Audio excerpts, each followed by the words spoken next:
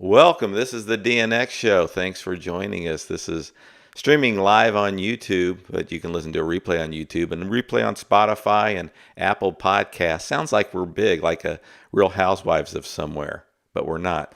Okay, so the show's already been blasted off. I hear you guys, Summit. We're talking about that. I guess the one. Okay, DXU was the one. Is that the one that sold before? No, is that the one that's for auction now? DXU, or was that the one sold prior?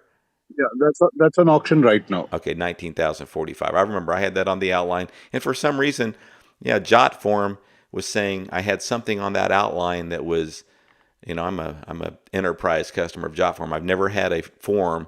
I got many forms I used JotForm, many things I used them for. This was like the most basic, to have an outline for the DNX show, and it disabled the form, and it said I violated the terms of service. Well, this is a big deal to me because I use JotForm for a lot of websites and a lot of other things, and I'm like, I've never violated the term. What did I put a link on there? A link to porn? Anyway, I don't know what they were saying, but I did have on the outline that you can't see that, yeah, so this one, DXU 19,000, will get me up to speed. The conversation, what were you concerned about? You were asking Arif about, does that seem realistic, or what were you thinking? What's the No, no, issue? no. I think 19K is a decent price. Though, in my opinion, the floor on a single premium three-letter.com should be around 20, 22K. Earlier, I mean, even 5 years back, so just before COVID, you couldn't get a three-letter.com for less than 25,000 bucks. Even the worst ones. But they were offered in bulk, like five at a time for about 17K. I know there was one sold for 11K on Cedo, but that was a listing error. And another sold for 5,000 something, which someone from our audience actually got that, if I'm not mistaken. I won't name names, but that was also a listing error or something like that. Or someone just looked at the go value and listed it for go value. Possible. But that was a good buy. But the floor has been around 20, 25 for a while now, which is also why I feel that the floor on fourletter.com should be about 1,000, because they're literally, or maybe not 1,000, yeah, they're literally 26 times the number of three-letter.coms is four-letter.com. So if you divide the 25,000, 26,000 by 26, No, but the it doesn't floor work that on, way. You know it doesn't work that way. it doesn't work that way, I agree. But I'm trying to say that if you're going to look at what the floor should be, No, again, it's all hypothetical. Right? because going from 3 to 4, it's significantly more memorable at 3 than 4, right? It's just this night and day comparison. I've had this discussion with Todd many times before. I don't think there's much value in the 4 letters, but there's some, but not that crazy. Well, I got to agree with Arif But that there is a direct correlation. they're definitely No, big difference because there's so many more four letter, 26 times more that you said. So from 17,000 3 letter to 460,000, say 4 letter, there's just a lot more of crap. Basically, it's a lot more of bad inventory. But that Yeah, said, we yeah. don't No, but when we say bad inventory, someone I was going to say the it's hard to say because everybody knows, we know Pogo's good, Pogo or shit like that. But still, a lot of you guys you wouldn't know if it fucking was right in your face. Okay, GSRM.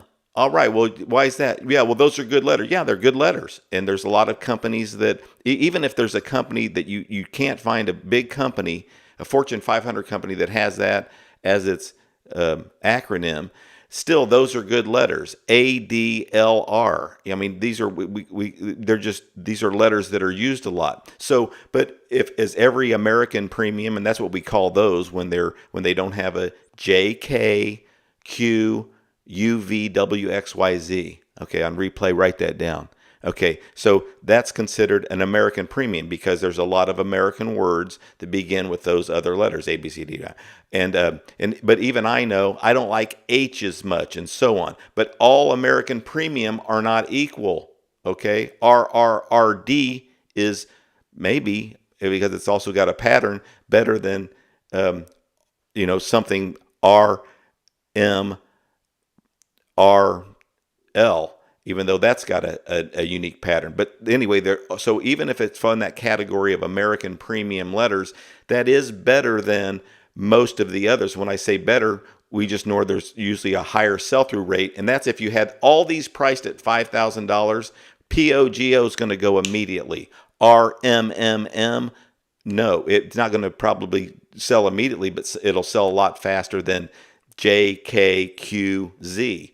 So the point is, no one can predict them. It's fun to mess in that market because no one can really predict. That's why you try to find them. But so I'm now getting back to what you're saying, but minimum, I definitely think there should have been a floor. I always thought the floor would get to 200, 300, solid 300 for even the worst ones. That's why I was back acquiring them way back in the day, thinking there is going to be an absolute floor on these names. And Ish brings it up a lot with the NFTs about, and Paul does about floor pricing, that we always knew there was a floor. You could go in and sell your thing for that. You listed it, and then we would all look at NFTs going, oh, look, the floor lowered. Somebody offered one at even a lower price and it didn't sell. So that would be considered the floor. If they were offering stuff at low prices and they were flying off the shelves, then the floor would be the lowest one that hasn't sold yet. But I always felt like it should be 300, 400. Go ahead. The demand for the lowest NFT in a series compared to the highest one is closer than the top and bottom of 4Ls, right? 4Ls, you have one words, which can be super expensive, and you have like 4 random letters that like are meaningless with no acronym and nothing that goes with it, and there's no demand. So yeah, I mean there could be. But Arif, think about wholesale prices. Wholesale prices for what's a wholesale price for a 4-letter? Well, if it's a word like Mart, M-A-R-T, well, that wholesale is going to be over 100,000. The wholesale for 300. I don't think consider that a 4L. Huh? I don't think we shouldn't even be talking about those as 4L. I know, right? but the thing is, you're going to consider POGO a 4L. It's not a word, right? So you're considering only non-words, but then POGO, the absolute wholesale for that is going to be probably 15,000, right?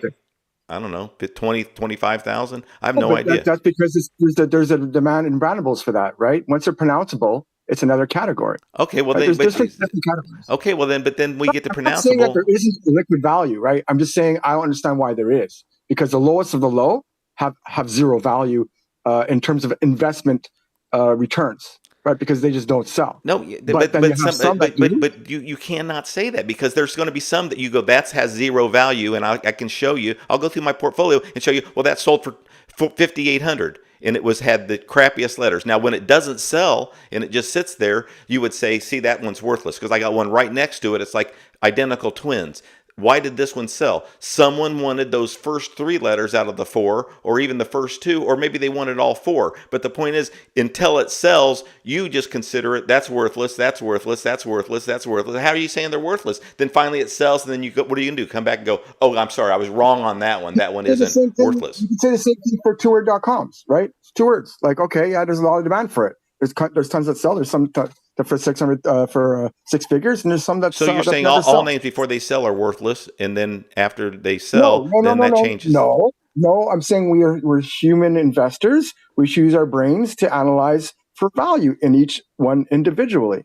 Right? But you don't consider keystrokes anything. That's a big fucking thing to me. One of the top things. So that's why 8OG or short CCC domains have value to me, and I believe there's still, the future is bright for them. But I understand. I'm not mad that people see it the other way, but you got to admit you don't see any value in short keystroke. No, you know what? I think the truth lies somewhere in between what we're both saying, right? Because it is 4 letters, right? I don't think 4 letters are as memorable as people like to think they are, but there is still some demand for it, right? Most people don't think they're valuable at all. That's why there's the floor is shitty. There's only a dozen of them. I'm going to let Dave X.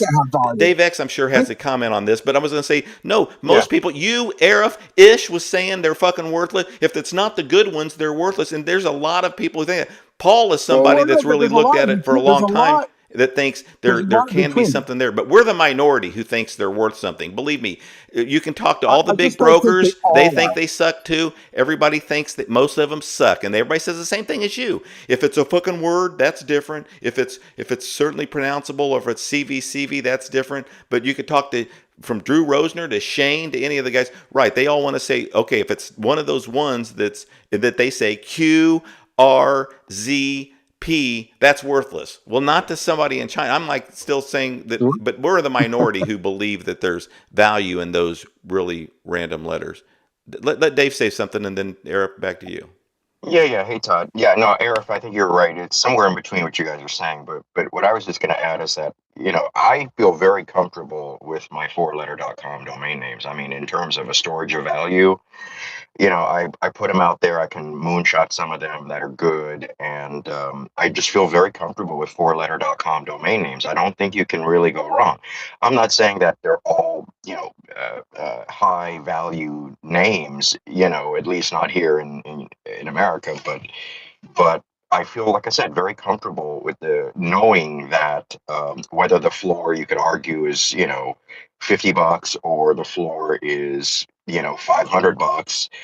For me, I set my own floor. I mean, I literally, Todd, just today, I had a fourletter.com domain sell through Afternic, and it was a four-figure sale, not huge, but they sell, and I think I probably paid 100 or $150 for that name, and I just put it out there and took a little while, but just today, literally, I mean, and it was a decent four letter, not great, not a word, not even really pronounceable, but the guy came in with or whoever came in with a $500 offer. I had it for, I don't know, maybe $2,500 or something. And I told the agent at Afternic, I said, look, if the guy will come up, let's see if he'll come up. So he comes up to 1,000. And I said, well, look, he obviously wants it. I've had this name for a while. I can't see really anybody really wanting it. And so if he'll meet me halfway at $1,500, I'll sell it to him. And he bought it for $1,500. So it's like, I feel comfortable having, a batch of those that I know can always sell, So yeah, that was it. Good storage of value. So name pros pronounceable, I think, is what you're looking for. Yeah, I mean, none of those. C. Name pros pronounceable. It was decent, but the way I look at it is, $1,500 for a four letter that if I put on name pros, it probably might get to $300 or something, because it was decent. But my question to you is, when you bought, I don't know how many 4Ls do you have approximately? Well, I've sold a lot of them. I used to have a bunch of them. Well, I mean, it's relative, I guess. But now I have maybe 20 or 30. Okay. So, but when you bought them, did you just buy any random four letter that was available, or did you have some minimal? Both. Like I've bought, nicer ones, like, the Lear one. I was in an auction for that one, and I paid four figures for that name. But then I have some that are random, really what you would consider very low quality four letters, all the bad letters, and but I do sell them, and when I get ready to, like names like that, I just put them on name pros, and I'm more with fourletter.com. I'm much more selective and careful about the price I'm paying when I'm buying it. So, and I'm pretty comfortable in assessing the value of a fourletter.com domain name. So, I'm careful on the buy on those, because if I'm careful on the buy, usually it's a good storage of value. I'll just leave it at that. Let me say, I mean, hold on, Eric. I want to add on real fast while I'm thinking of it. What Dave's saying, because that's why I always feel like when I'm not recommending or just talking about four letter to other domain investors, you guys know what not to overpay for. If it's if it's letters that you think, I don't know, for some reason I like the letters. It starts off AM and then it's QZ, but you're like you could make it something that's your first two initials, and you're like, but those last two letters are bad. Well, then listen, I don't want to pay more than 200. I don't want to pay more than 150. But if somebody offers it to you for 80 or 120, you're thinking, you know what? I know that these things or you have to hold them. I guess that I'm getting at the cost basis. If you guys know here in this room, you guys know I'm not going to overpay for a 4-letter. That's a random 4-letter. Somebody's probably owned it for many years because they've been sold out for many years. So if you're not overpaying, then I'm 100% in agreement with Dave that we're like, all right, so you're buying it. I bought 2 last week, 160 and 164 for ones that I like. I always like some that say like DNWE. That what we consider a triple premium. The W is not premium. Okay, now people can say, but still, you can see why companies and still people that are on the internet too. A lot of you would like, listen, you goofy ass people listening. Okay, the reason I said is a lot of you have like these email addresses with 30 letters in your domain name, appliance refrigeration company, whatever. My point is, it's a blessing. It's nice when you have 3 is great, 4 or 5 letter domain name. Like when I send emails, Todd at abcma.com, different than even when I, Todd at jjnsolutions.com. Now you do it because you're representing an entity or whatever, but when it's your own business, believe it, companies know it's nice to have a short domain name too. So that's why when buyers come along like they did with Dave's thing, the guy's thinking, yeah, maybe the last letter or maybe it's not exactly perfect because their perfect one might be really expensive or just unavailable. They like short because a lot of us are on the internet and we know, listen, we some people, not everybody, but some people can't appreciate that. And I'm finishing by saying, you guys know what 4-letter are worth more than most people, meaning so you would only buy in at a good price. That's why, Arif, you would know, okay, so you bought something at $100. I think it's just as safe as any other investment. Go ahead. What you guys are not considering is that you're half the world. The other half of the world is in China, right? And they look at 4-letters completely differently. I've made more money in what would be considered crap in the US market than I have with Western premiums. Of course, I haven't owned that many Western premiums. I was involved with the 4-letter buyout. So I've studied this market well. And I think I'm the only one here with a 4-letter handle on X and a 4-letter domain name to match. So, .com, mwzd.com. So I know how this whole game played out and all that. Arif is right that you can't really consider words as part of, say, 3 letters or 4 letters. But there is a strata in both 3 letters and 4 letters, which is almost consistent. That's why I said they're similar, not in terms of price or in terms of brandability or something. But if you exclude the one words and you exclude the triple repeating ones like BBB, AAA, CCC, or extrapolating that into 4 letters would be BBBB and CCCC. So these are specific, very short category, maybe 1,000 names total in the whole category. And not even 1,000, sorry, 26 in 3 letters and 26 in 4 letters. So that's pretty much a very rarefied subset. So you take those out also. Then CVCV in 4-letter is almost equal to CVC in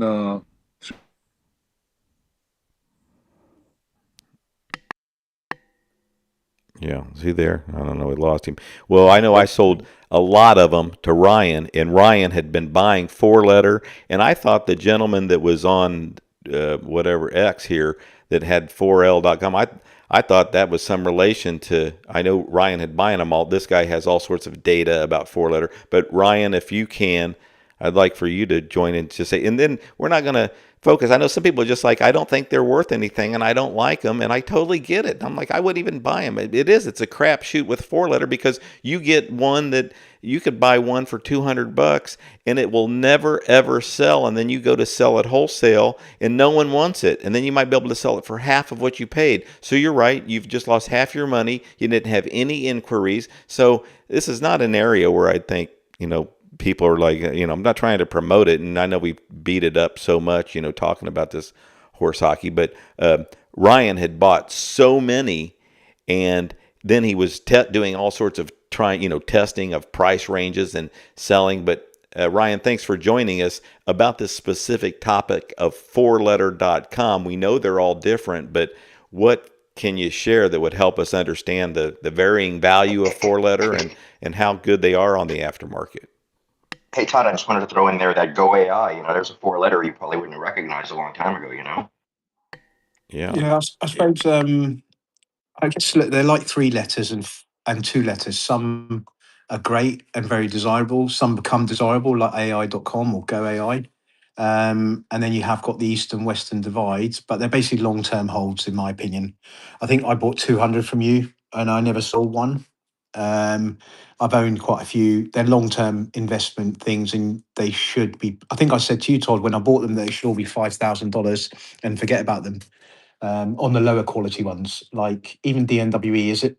It's not top tier, right? It's kind of it's got the we on there, so that's quite good. A bit like I remember looking at Gufo a while ago. So Gufo means something in Italian. Owl, it means owl in Italian. Plus, it's got UFO in there as a subword, so that's interesting. Ultimately, like CVCV, they're the money, and VCVC and pronounceable, but that's the top tier. The rest of them just sit and wait. Basically, they're not great for traders or for domainers. That's my opinion on it.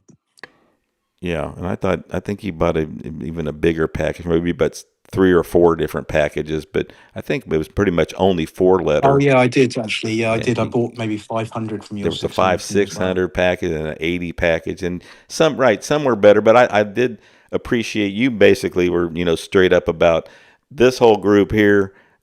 Somewhat interested in this group here, not at all, and then these are the as we both knew are the better ones, but still can't give the wholesale price for these for all this other crap. But still, so you're just domain investor, you'd say just shy away or just know what you're doing because they can be a long-term hold. But if you can get them if you were buying in bulk for wholesale pricing, but if you can buy, and I wouldn't have wanted to sell those one at a time for the pricing that I sold to you. But if you're somebody out there and you're on Name Pros and you see something for, between $100 and $200, not a bad. It probably wouldn't be their worst investment in their portfolio if it's a domain or picking up things like that. Go ahead. I mean, I'm looking here. I can buy. I'm just looking now. I can buy 150 names below $200 individually.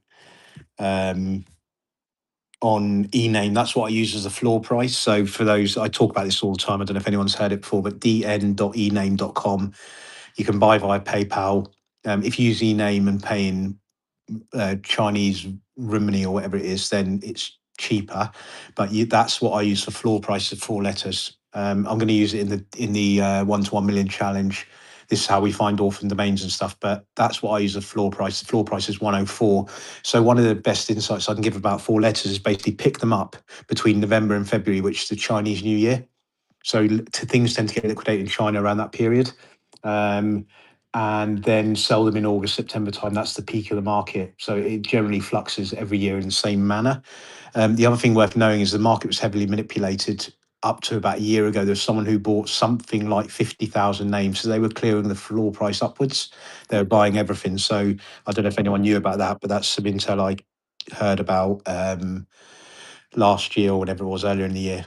So that's the best tips I can give on 4 letters.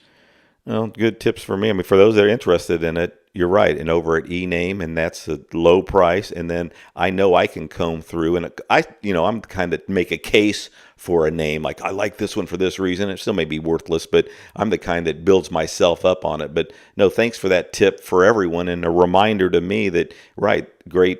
Spot, couple other spots in China where to pick them up at 4.cn too. Some pretty good stuff. But hey, so we had Josh join us. Josh, it's nice to have you, bud. What's going on with the vacay or the holiday? When are you coming back, and what's going on?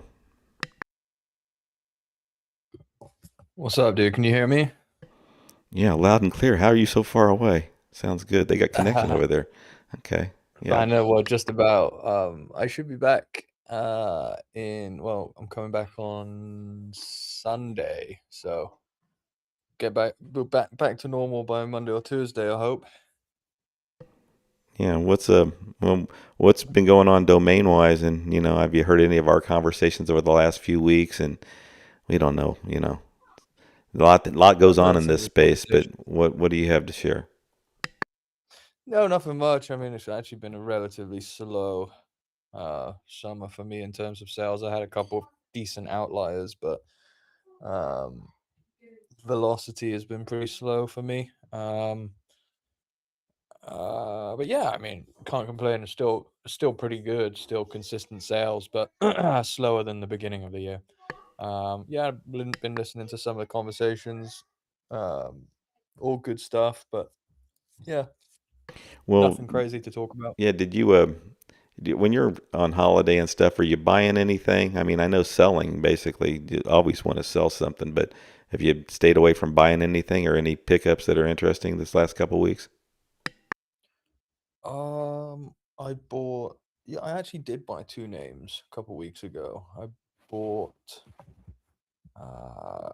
cbb.com. Um, yeah, 3 letter? cbb.com. Was that Yeah, three letter. CBB? CBB. Yeah. Well, that's a beauty. That would cost you a pretty penny. Yeah, they cost a little bit of money for sure. And bought badger.ai as well.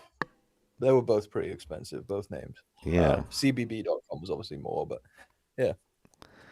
Well, I'm gonna have to guess, and you can tell me privately. And I know you won't even, but I know I'm gonna guess because I know it's a, geez, it's just a great name. But I mean, unless someone was really hurting. But well, on a name like that, did they reach out to a few different people? Meaning, hey Ryan, did you know anything about that type of name, CBB? Did anybody float it in front of you?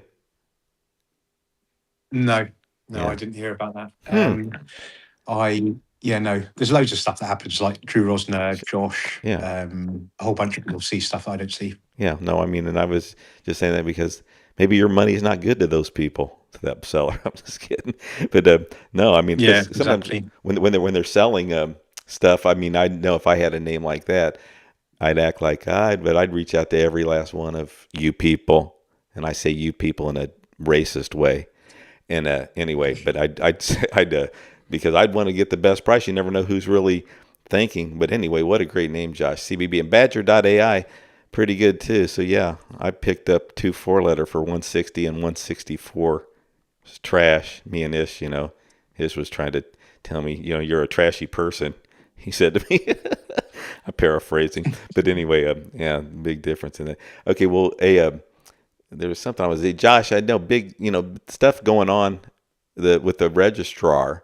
I mean, people are like, hey, they can't wait to know what's the pricing and all this. But what is going on? I mean, when is it launching? Everybody wants to know, and I want to help promote it. To get a special link and show you how I can affect your business in a positive way. But so what's going on with the registrar? Yeah, really, really, really close now. We basically sorted out all the TLDs, and you probably know better than most how how much paperwork goes into getting set up with every single registry, and then all the a lot of the registries require special agreements with certain TLDs that you need to sign. So it's just been a lot of paperwork, but we're almost there. In terms of pricing, most people generally what they're asking is what's your pricing on .com, and for us, I mean, the price is changing, coming up pretty soon. So um, I don't know. Around the time we launch is probably, I don't know. I haven't decided whether we'll bake that into the updated pricing. Probably not. But I mean, you're talking about, you know pretty close to cost.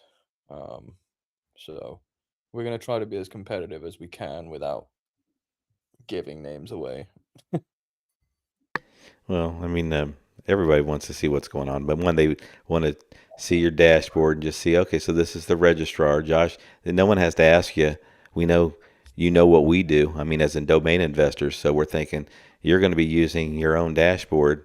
Um, so I'm sure it's does. Well, we're going to learn a lot of about, I guess, features too, or things that you think are important, because certainly if it's at the top of your list, you're going to make sure it happens for you at your own registrar. Well, while we're going to be here for another 30 minutes today, what's any hot topics that you think, hey, you'd like to revisit or touch on, Josh, that you've heard about? There's been a lot of bullshit's been going on. I mean, when I say bullshit, I mean normal stuff. I mean, I don't know, any hot topic you want to touch on? I mean, I can't really speak too much on it, but I can say that I heard that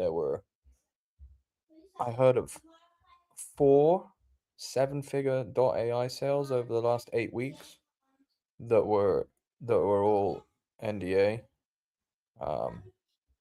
One of them was a 3-letter, just a random 3-letter. So it was interesting because I think there was a little bit of chatter around not many high-end .ai sales were being reported over the last couple months. I think it was like the name Zillow guy was mentioning it, but all of the big brokers have been saying the exact opposite. And I've had a couple of high 5-figure .ai sales as well since I've been on holiday. So just remarkable how well that TLD is doing. It's beyond, I think, beyond what anyone could have possibly imagined.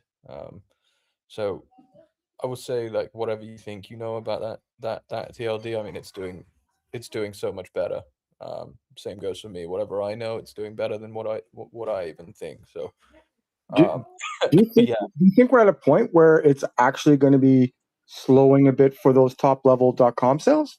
Like not dramatically. Like obviously there'll still be more .com than .ai at that level. But do you think, like obviously there's 4 in the last 8 weeks. There's only a certain amount of 7-figure .com sales. Do you think that those 4 ate into at least 2 or 3 of potential .com sales?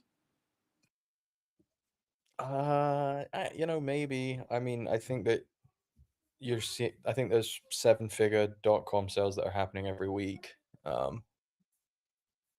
So yeah, I think 50 plus 7-figure .com sales per year is probably about right, maybe more.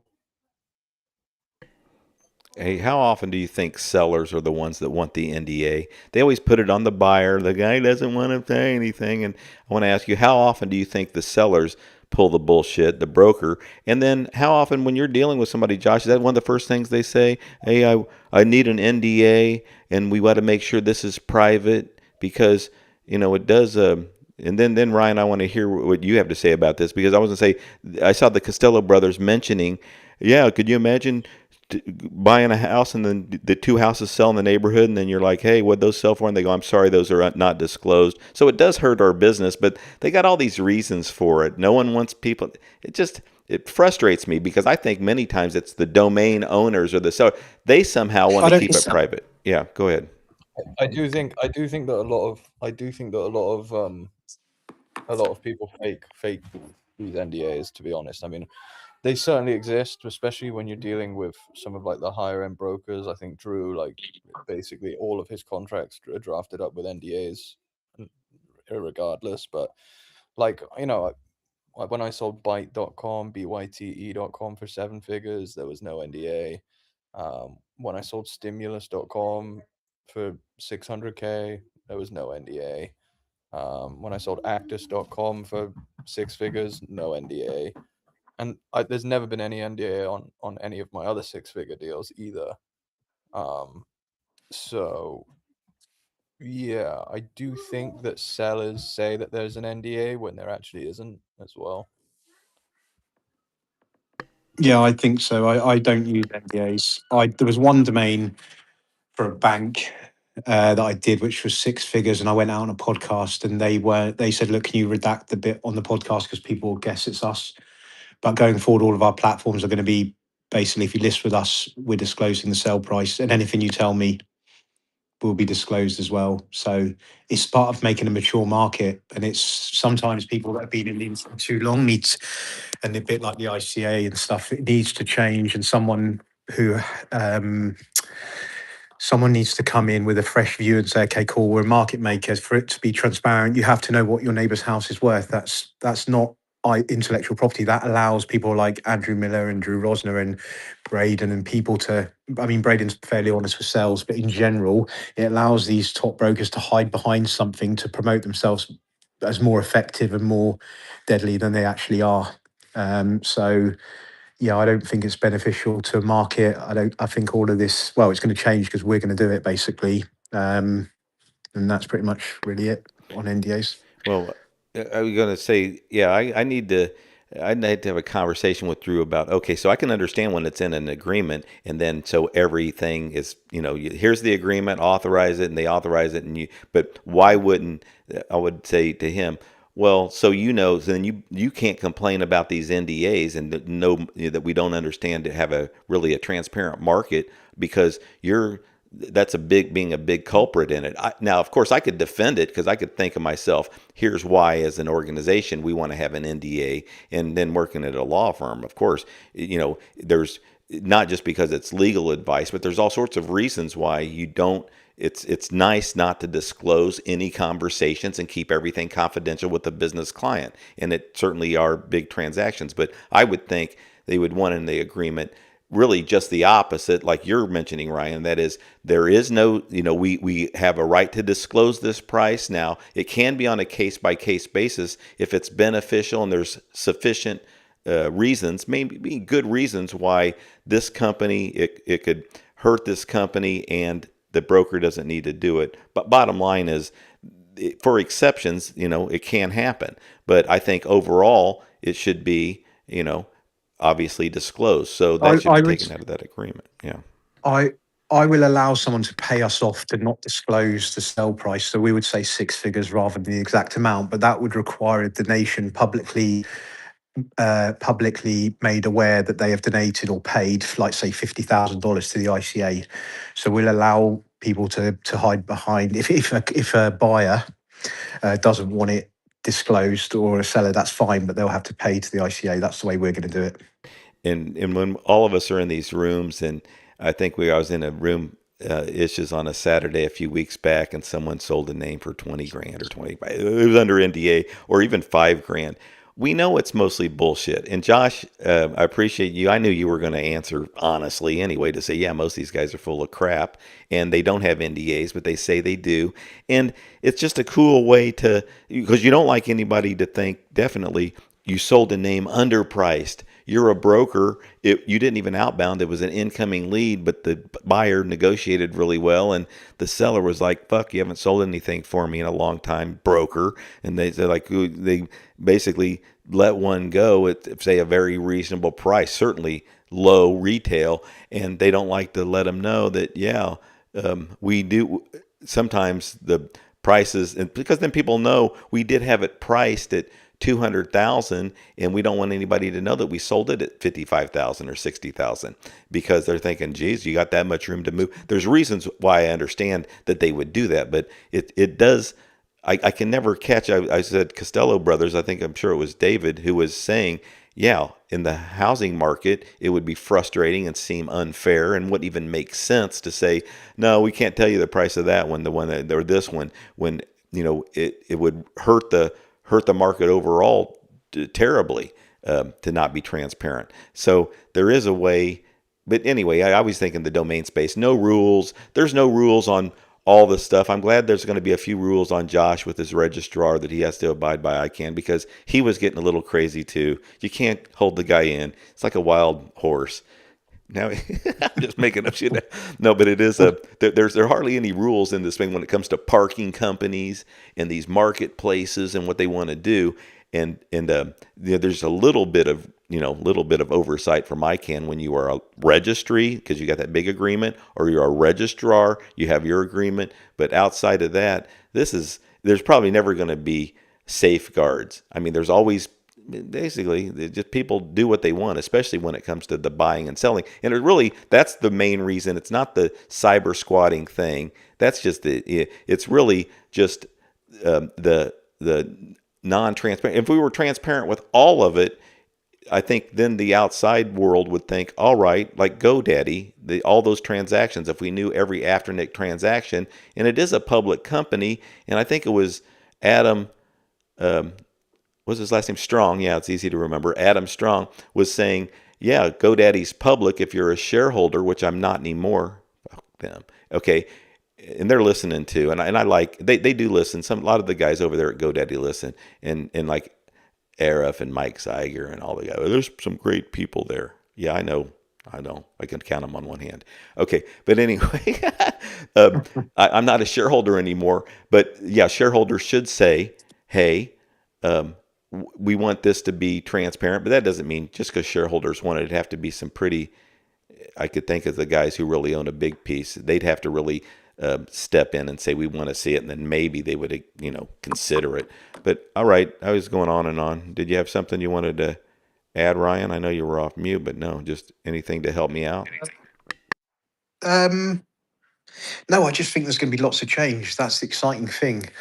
There's so much happening, and I was just going to say, because I saw David in there, David Steele, like the only two things you need to know about domain names is that one, if you run your own landers, right, that is where all the inquiries come into. So GoDaddy get a ton of business from people circumventing a listing and going to them. That's why their brokers are always on the phone, not because they've got a client bank, but because they're circumventing your listing. And when you have a marketplace, especially when you've got now, like I've got, and Josh probably experienced this as well, the intel you get is amazing. So one thing, run your own landers is a bit of a no-brainer. It does make a difference to sell-through rates slightly in the sense that you haven't got GoDaddy's brand, which does count for something. If you're not running your own checkout and all that kind of stuff, and you don't come across as credible, then that does affect sell-through rate. However, owning the customer is really important. And the second thing is changing your name servers.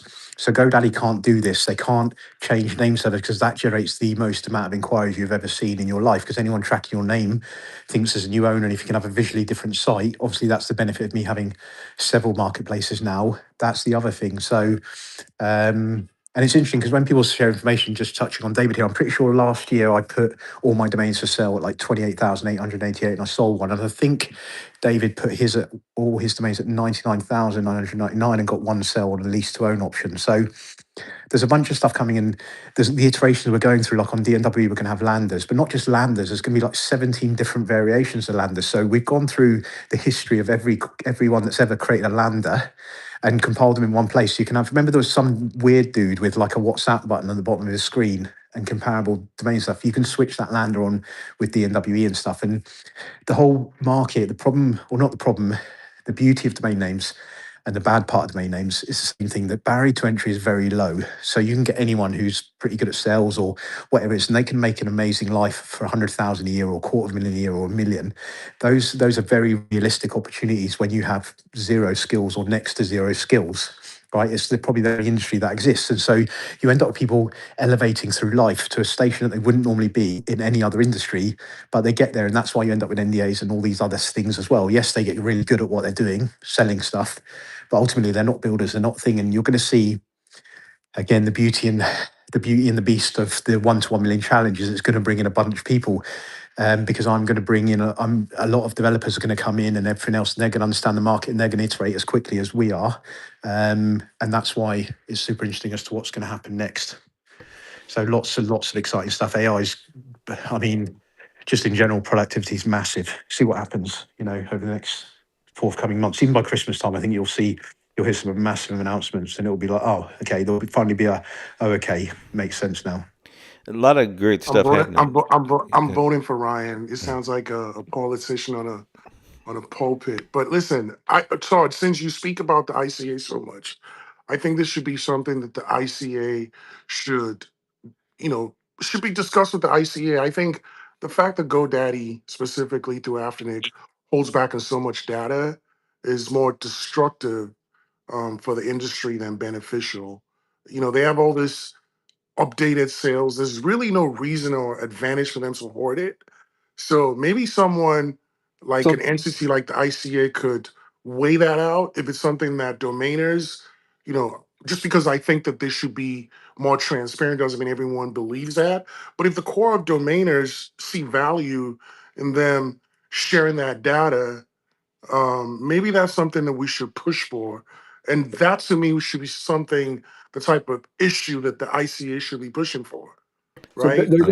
they're gonna say that the pushback is me because they're a public company. They can't release like No, but individual that's not sales, true. but they could. That's No, the that's true. but That's true. they're going to I, push back. But yeah, the yeah. I fact would say is, that what they could do is like a quarterly dump, right? Of all the data, like once a quarter or whatever it is, or well, whenever but they. the data from the auctions are already out there. It's simply a matter of even if they they token gate it or they gate it like okay only people that subscribe to whatever have access to that data in real time. But the fact that they don't do anything with the data, all they do with the data is use it to create what are compromised appraisal values.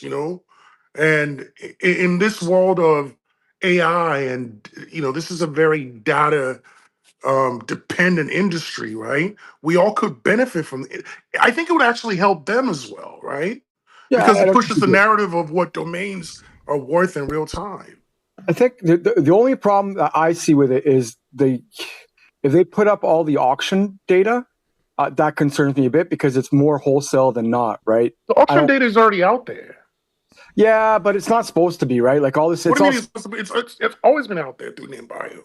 Yeah, yeah, but I mean, like, if GoDaddy, like, if they put in their terms, like, if you can't scrape the data, you can't scrape the data, right? So I don't, I don't know. I haven't looked at their terms exactly, Well, but I mean, but it is public. But Ish, I would agree that yeah, that's a topic that can certainly get momentum, and the ICA great organization to do that. But so I could see this say, okay, all of us domain investors certainly want to and keep bringing it to the attention. We can anticipate GoDaddy's response, and we know it's going to be well. We'll make it available. If somebody wants to extract it, we might try to make it more easily available to them. No, we want you to post it. We want it to be real easy. We want it to be this way. But I agree that to get some momentum behind it, to say, hey, you're the biggest. You have all these names that are for sale. I guess I thought it was more than they mentioned. Didn't Adam Strong mention like it's three? It's got to be more than 30. It was at 36. It had to be more than that because he said 3.6 million, which was 36,000 No, names a year. he stated it was under my post. He stated that GoDaddy sells 100. Afternic sells 100 names a day. I don't know what his source is, and so that would be 3,600 No, that's domains sold 3,000 a after month, 36,000 a a year, month. which would mean 1% would be they only have 3.6 million. I remember the numbers, 3.6 million for sale. They got many more than that. A huge domain has more than that listed. So GoDaddy would yeah, have, I don't know, 36 million at after. I don't know how many names are listed on Afternic. It's got to I be. think it's under I think the 20. numbers are the number of names listed is irrelevant Well, because no, but we're obviously there talking are a about lot of bad names there. sure, but I'm saying, say they had because that other topic, Josh. I don't know if you heard about this, but there's a couple accounts that follow Adam and follow Cedo, some other marketplaces, but they're really like trying to pinpoint what are these marketplaces sell through rates because, of course, it's not public, and that's another thing too. As we're talking about over at ICA, Adam's a member.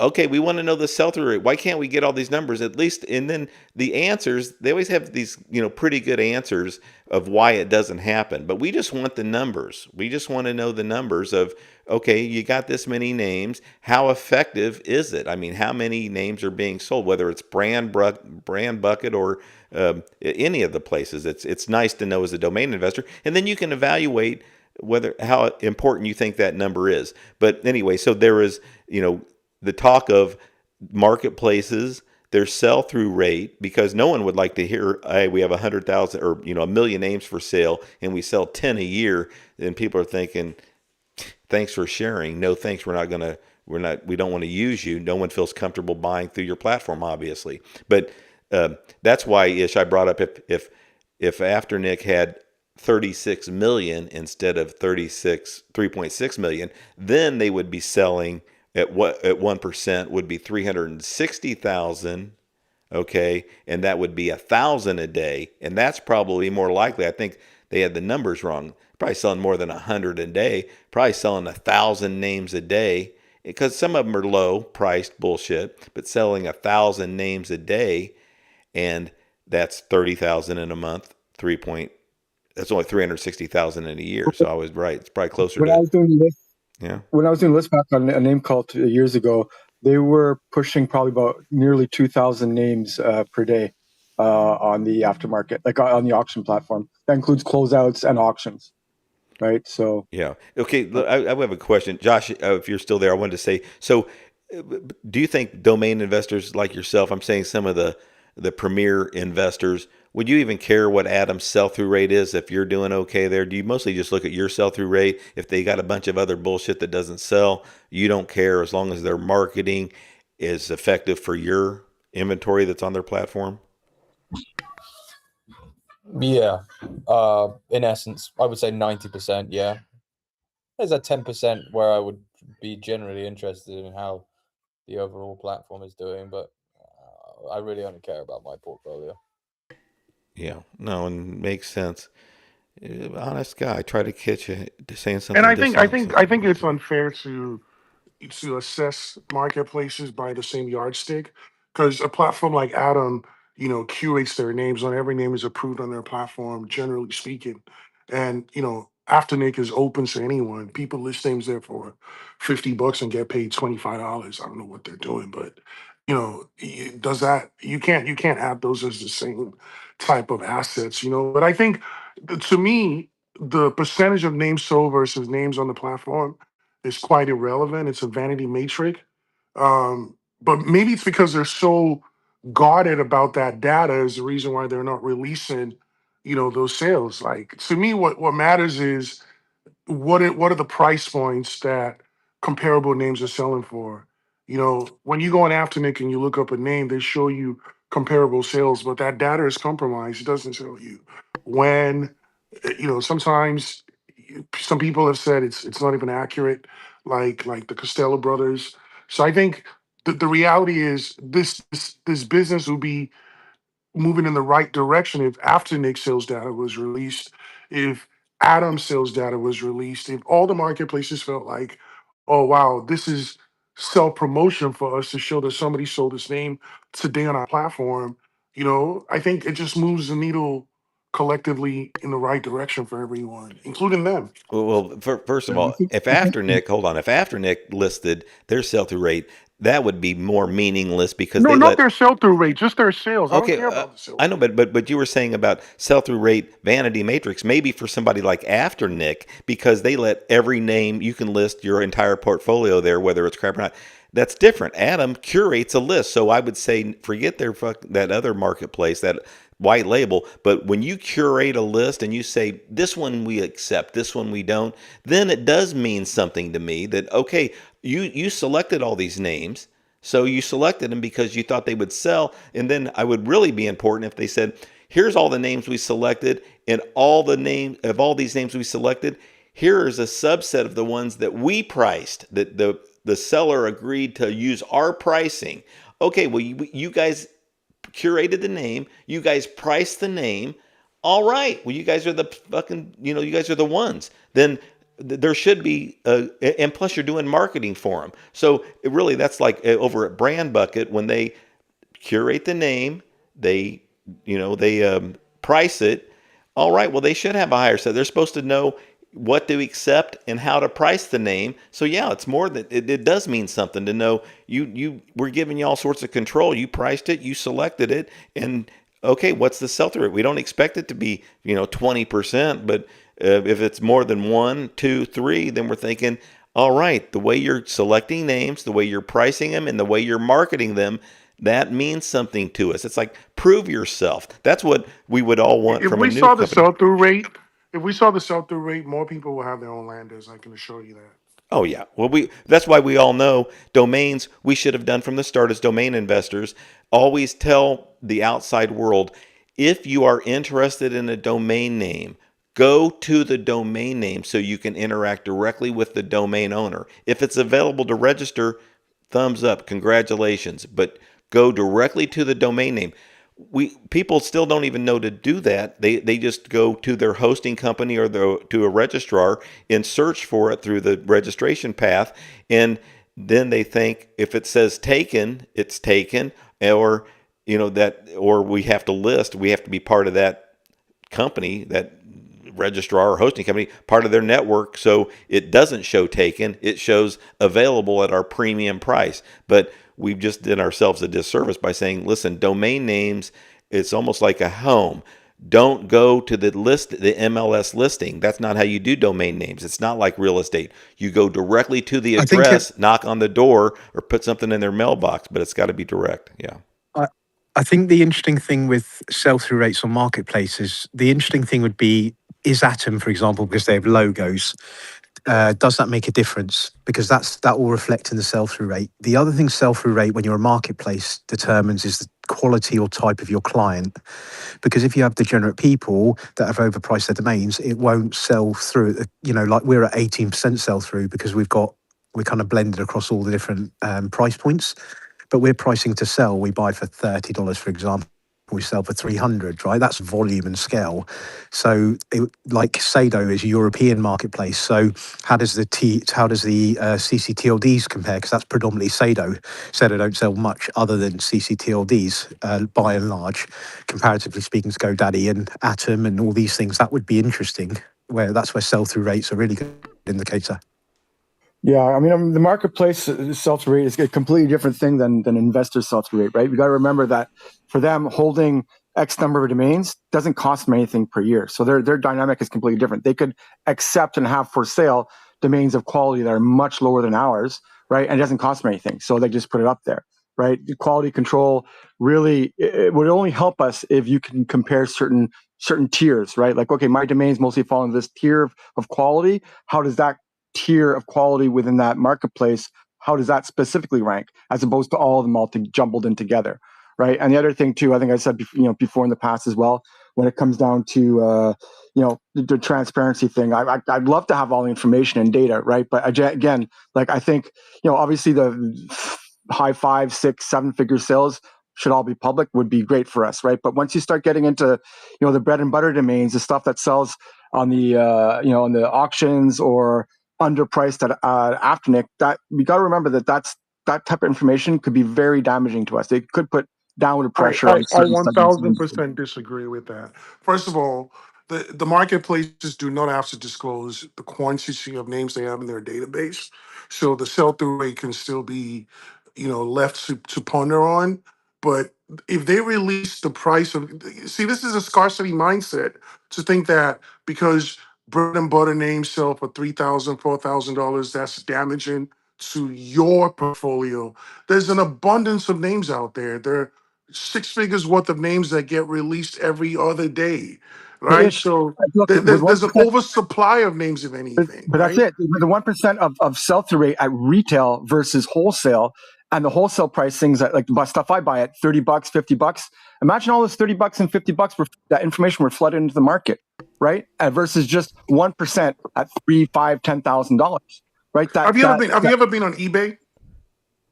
Not a lot, I have to admit. Well, Okay, but the concept of eBay is people buy stuff at the fucking flea market and sell on eBay, and no one gives a shit because people want what they want in the quantity and the time that they want it, right? So if somebody wants your domain name, as long as it's reasonable price, most people don't run a reverse logistics trail on how much did you pay for it, when did you buy it, how many I agree. CO. That's just not how end users function, right. you And I got know. to let me jump in, Ish, But the too. problem is Arif, the landlord hold on. has the comp. Everybody knows there's wholesale pricing. Don't mean to talk over you, but you go to the dollar store. Yeah, they're buying a lot of this stuff for 5 cents, 10 cents, 20 cents maximum, probably. But the point is, we all know so it's like if somebody showed you wholesale pricing, what are you going to do? Just stop buying stuff now? It's gonna affect you. It's not gonna change one thing. Right now when you need to buy something, you're going to know, listen, I want to buy it cleaned up, packaged, and ready to go. But I guess, the point is, it's sort of like you can buy real estate that's shitty. We buy houses and it's got, needs all the work done to it. It needs some permits. It's got all sorts of problems. So if you want to buy it at that low price, then, at the lowest price, then you can wait until there's an auction too. Go to a real estate auction and have your cash ready and know you're going against some other people. So people are going to, but you're thinking, oh no, they're going to see But that I bought all this stuff and then they're going to what? Just not do so by the business. same argument, then why ask for the pricing to begin with? Because if people are not going to check them, then how would showing them and making them available help us? Well, there's ways to do it. Just like I said, when you Argument goes say both ways. no, when you see when you're looking at real estate, you can say, oh well, that home was sold in foreclosure. That's different than when it's sold at retail. This home was sold at auction, or this Users domain aren't this gonna domain find was the sold at difference. auction at this type of auction, and that's you're going to have the platform of where it's sold, so you're going to know this was sold at a GoDaddy auction. Could have been end user eyes on it, but likely not. So it's like when you see a home that was sold at a foreclosure auction, all right, well, I'm not going to expect to get all the name or any house in that area for that price. Certainly not. That's what these developers are buying them for. So you're going to know. I just think that if end users can see that, I bought a domain for $20, they're going to be less likely buying at $5,000 than they are now, right? That's all I'm saying. Yeah, could be. Darcy. It's not going to change all of them. And Ish is right too. I think most end users don't really check, and most end users want a domain. They want the domain, and they're going to pay the price or not pay the price, right? But then, the one that sees I bought it for $20, it's like most people. They want to feel like they're ripped off. And what they don't understand is that we need to sell them at those prices to be profitable. We see the houses They don't boomers understand it. bought. We see the houses boomers bought for $10,000, selling for $1 million. Come on, you can't make that comparison. There's time, inflation, and reality of the market is different. Well, it's also scarcity and skill. Yeah. I think these are not the same thing. Arif, I don't think it's right for you to sit on the fence and take the data that serves you because you're potentially weak at selling. I don't think that's right, where you want sales published at 5 figures or 6 figures, or you want access to internal data, like, for example, on DNWE. I don't think it's right. I think you're part of the problem a bit. Like, for example, if we're going to say about top brokers having NDA and hiding behind it, I don't think you should be able to sit on the fence like that. I think you need to accept you need to get better at sales if that's the problem. And a domain that you acquire for $20, as Ish said, that's to me, that's the correct way of doing it. Is it's on you to add value and educate. If you can't do that, then that's on you, no one else. Well, I'm inclined to disagree, because if I see somebody bought something for 200 times less than what they're pricing it to me for, well, you feel like it's wrong in your heart of heart. No, there's nothing wrong with it. There's nothing wrong with doing it, right? We have to do it at those prices, right? And I'm saying, I'm not saying that we shouldn't do it. I like the disclosure, especially at retail. If full retail, I think that transparency would be really helpful to us. I just think that if we also reveal, because it's all one package, wholesale pricing, because especially in the lower range, there's such a huge multiple involved with domain sales, and most people and users don't understand why that multiple is there. I can't explain why the multiple is there when I sell something syndicated from Afternic through Dynadot or GoDaddy or whatever it is. We can't make those explanations, right? So I know you guys are saying there's like 75% of our sales are all landers. I don't think it's that high for lower tier domains.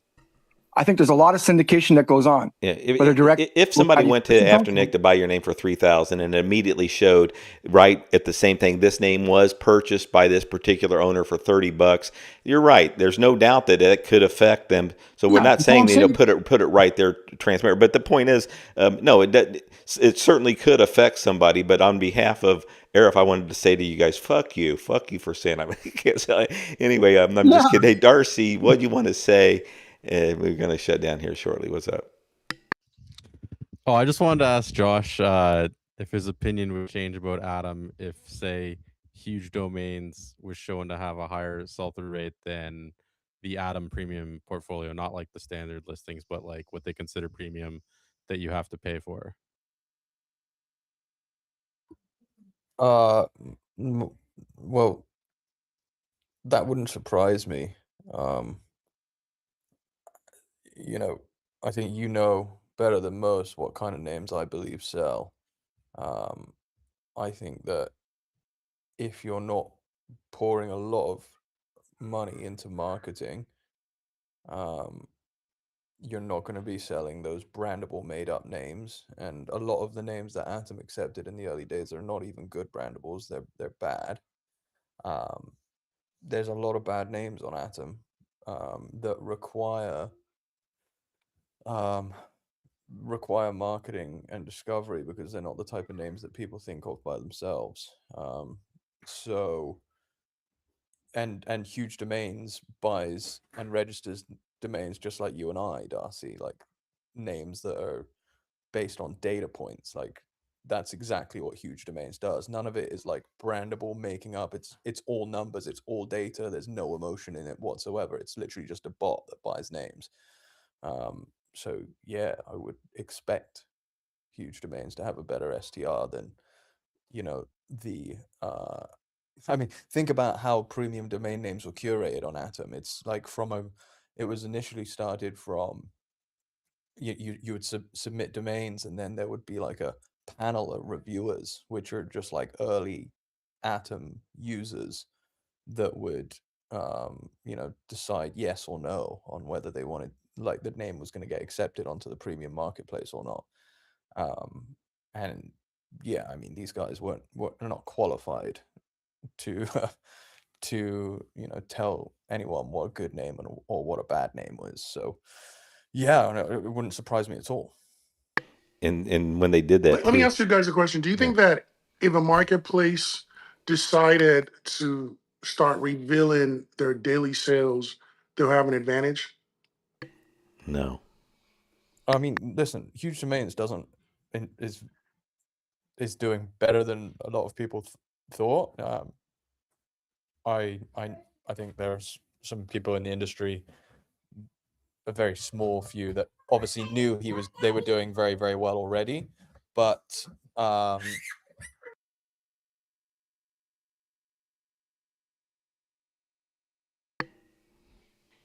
You got family had to go on mute. I was going to ask before we go to KW, and we'll stay open for another 10 or 15. But I wanted to say, you guys take like beef stew and turn it into cake over there in the UK and eat it before you sorry go to about bed that. or something. I don't know what you guys do. So what was you were saying? What do you eat before you go to bed over there? Or oh, I forget your name. Josh. Yeah. What do you eat before you go to bed over there? Sorry, where was I when I cut out?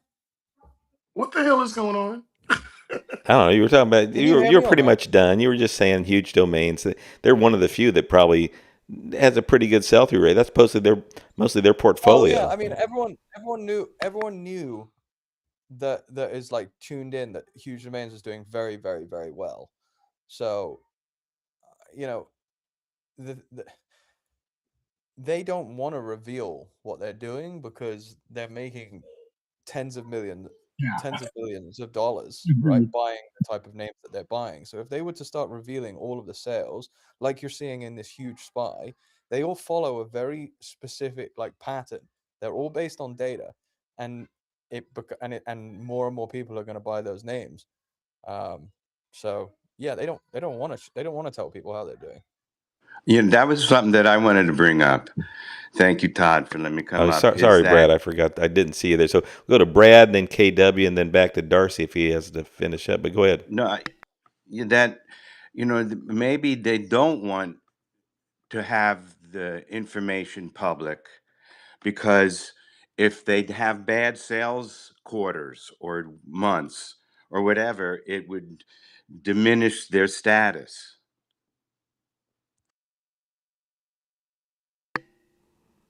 Yeah, well, Huge Domain's private anyway, and all I remember when I had a conversation with those guys was like, they're like, somebody came up to him, we were talking there, "Hey, would you sell to GoDaddy if they came in?" They were buying other companies at the time. They bought Dan. This was a few years.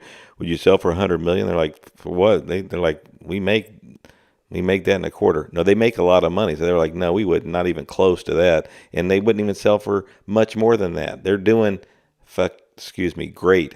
AKW, what's going on? I saw you wanted to come up here early, probably when we were going after Arif, and you're thinking, "Don't do No, that." it's not why. Go ahead.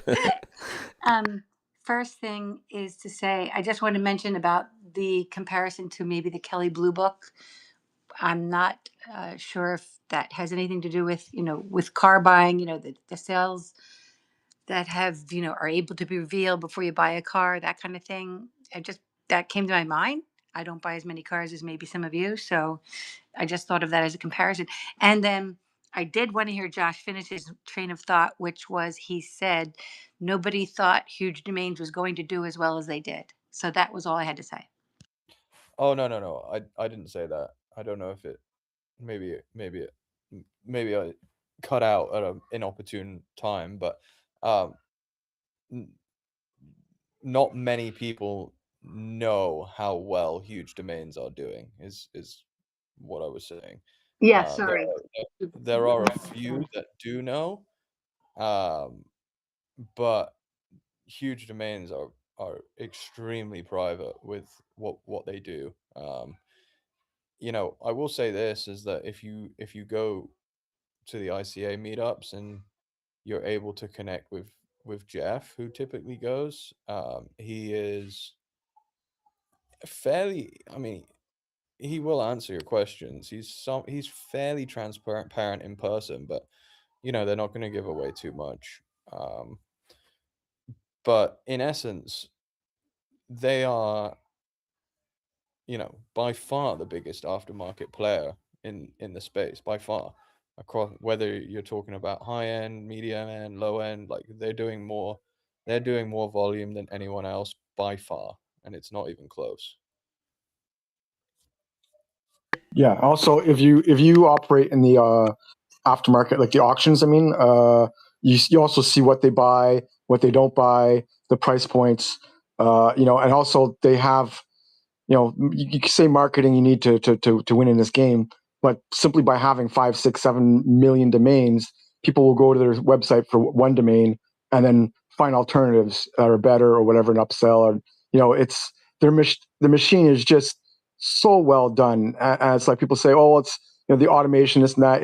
It's not just automated, right? I mean, I can just tell from talking with them. I've never heard the actual answer, but for sure it's a combination of really good automation, good, I guess, quasi AI stuff, but there's also humans behind the machine as well, right? To really, that's why, I always afraid to bid the $1 auctions, because, if they're good ones, they have somebody on standby ready to press that button and start bidding. So I mean, they've got a great they machine. own domains that sell as well, right? They own, like, for them the key is the key is to be visible in the registration path as well when someone types in their names, because they understand that a lot of buyers will go to GoDaddy. They understand that a lot of buyers will go to their preferred registrar. So when they tested not being on Afternic,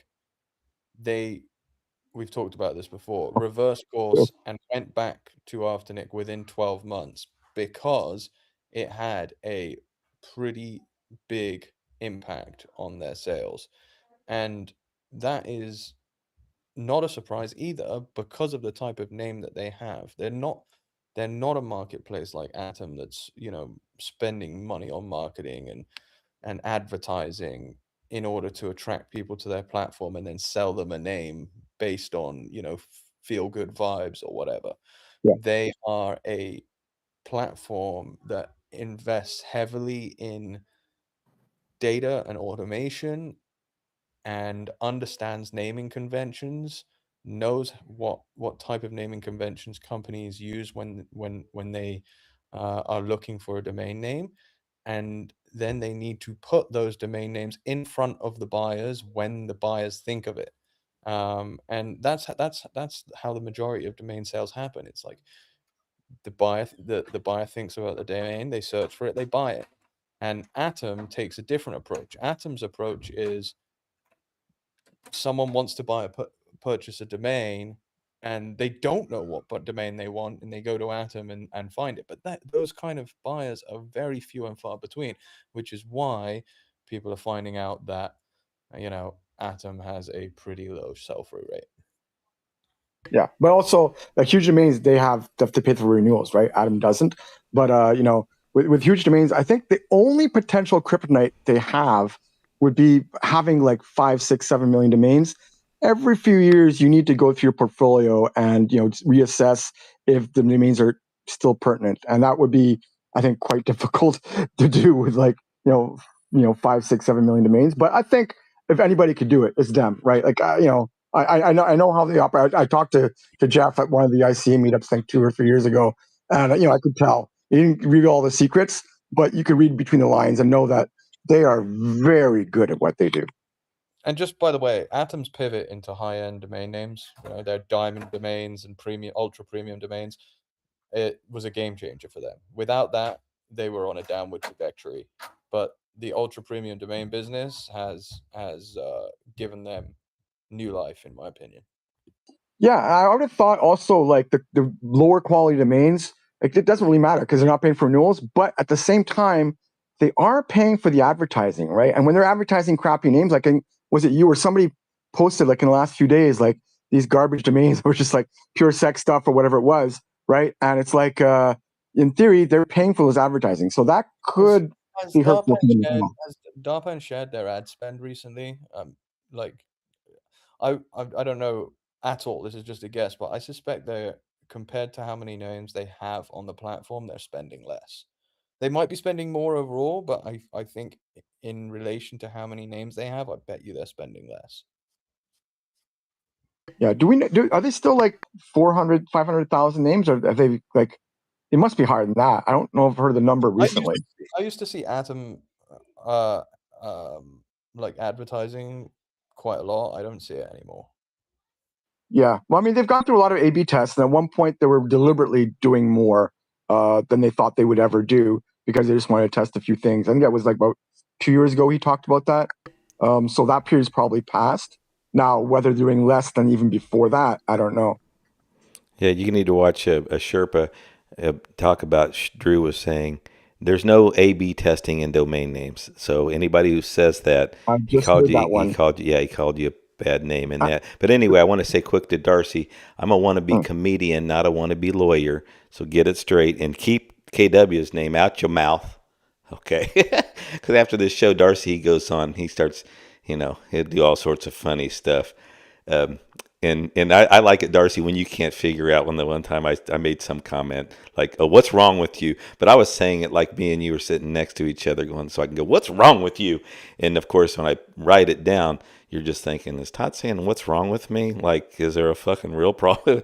But anyway, no. So everything good. We're going to shut this down. There was one last thing I wanted to mention. Well, I was just going to say for the A/B testing thing, yeah, on an individual domain level, I agree, right? It's like Estabot or all these estimate things. Like on an individual domain, it's useless, but on a macro level, if you have your portfolio and you do certain things and you test, whether buttons or that you can get results from that. You can get information from A/B testing from that, right? There is certain information that comes out. It's just not everything we want, and it doesn't always apply, right? But overall, I think A/B testing is a beneficial thing in most cases. I'd like to go to a domain company and they go, "We do a lot of A/B testing. Let's take you back to the room." And we walk in and goddamn, you're in there. I see Arif, a fucking white jacket. I'd be like, "Are you fucking kidding me?" No, I was gonna say, Josh was right. I really like that you pinpointed that, Josh, about Adam with the, I like what I like about Adam is they're always trying to tweak and make what they're doing more successful. And I really admire Darpin, and I know that bringing on those premium names was fantastic, and it really helped with their marketing because now you sell these big names and people are buying the other names too, but you really needed those big names. But Josh was right on target about Adam. To me, it's like they know there's a lot of brides each year. There's a lot of startups each year that need names. We're looking for those who come into our bridal shop and they don't know what dress they want yet, and they're going through this stuff. So we want to have all these beautiful dress, but they really are limiting themselves to, or limiting. They're understanding their market. It's just, I think over time we all realize. So you understand who your market is. Is it really big enough, and is it really profitable enough? And now, without those top end names, boy, it was getting more, difficult and hairy. And you're thinking, is there light at the end of the tunnel? This gives them some light, but jury's still out on this. Domain business is tough. It's tough for us as individual domain investors. It's tough for the big companies, the platforms. But thanks for joining us. So next week, Joshua will be back We're going to start 10 a.m. Pacific, 1 p.m. Eastern. We'll be right on time. It's going to be next Thursday. I'm going to have a nice big outline for us to go over. A lot of stuff's been happening and a lot of cool stuff. So we're going to also, I'm going to have some conversations too with my friend Ryan about the $1 Million Challenge, about how that's really going to leap off and how it's going to take off. And then Josh was mentioning, in no time, DNX Registrar is going to be out. So we got some cool, close to home things that are going to be happening that we're going to be able to follow, for the rest of this year. Exciting stuff, but thanks for joining us. And if you're listening on replay, thank you for taking time to do that. This is the DNX Show, like I said, here every Thursday. So join us again next week. Until then, take care of yourself wherever you're at. That's going to do it for us today.